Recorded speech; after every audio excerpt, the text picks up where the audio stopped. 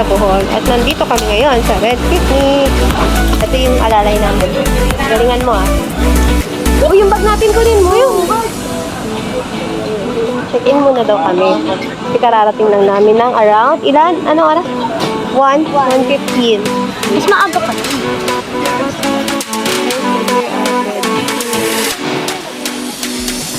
Ay mo maganda.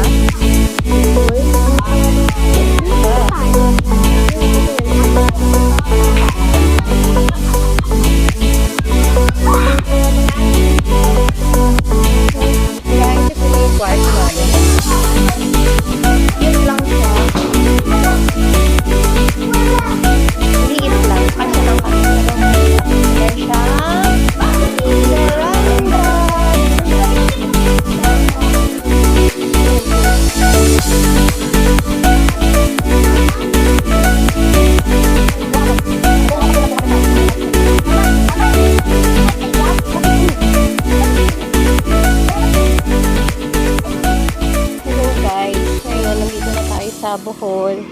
So, tumating tayo ng 1 o'clock exacto sa airport. So, naghintay tayo. Nagkawalaan kami ni Papa Kev. Ngayon, 2 minutes lang kami dito. Yes, nakapag-check-in na din kami sa hotel. I'm with Caleb. Hi, Caleb. And Papa. And now, walk na kami to Dumaluan Beach kasi malapit lang daw. Tapos, Okay lang siguro itong lakarin sa hapon. Pero pag ganito natirik yung araw, medyo nakakalungkot naman ng konti. Sadyang gutom lang kami kaya yes, doon. Malayo siya sa bayan pero maganda kasi lakad lang siya sa this beach. place is a desert.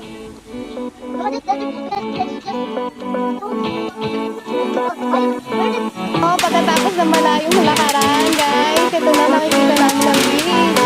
Wow! Diba ang saya?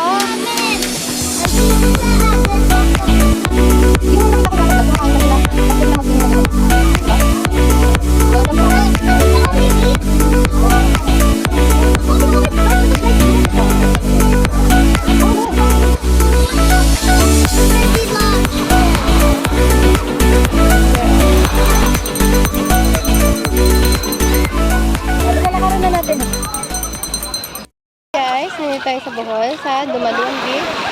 Ganda, kasi white sand siya. Caleb! Tinky? Mama! May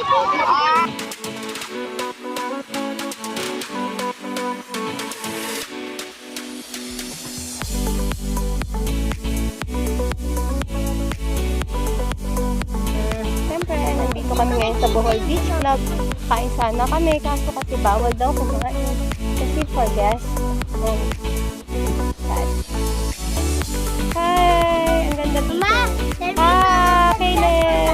Caleb! Ate! Ate! Say hi! Where's Caleb? I can't see you, Caleb! Where are you? Ah, here. Ganda ng beach. Let's go!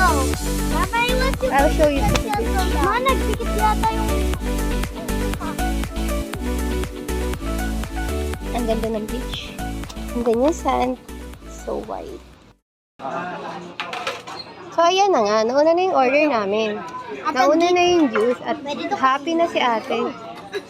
Ako din. At hindi na nga kami nakapag-picture dahil sadyang gutom na kami. Dito nga pala kami kumain sa South Falls, katabi lang ng Bohol Beach Club. Dito lang kasi pwedeng kumain kahit hindi ka naka-check. Masarap naman ang food, maganda naman yung place. Thumbs up.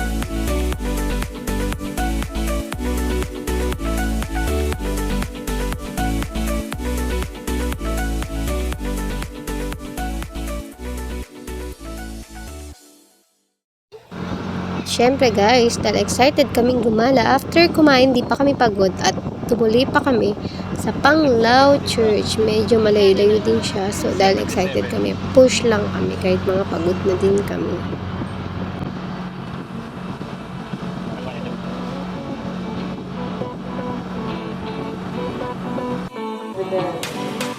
Pasalamat sa birthday ni Celestino o Sandy Marie. Pasalamat.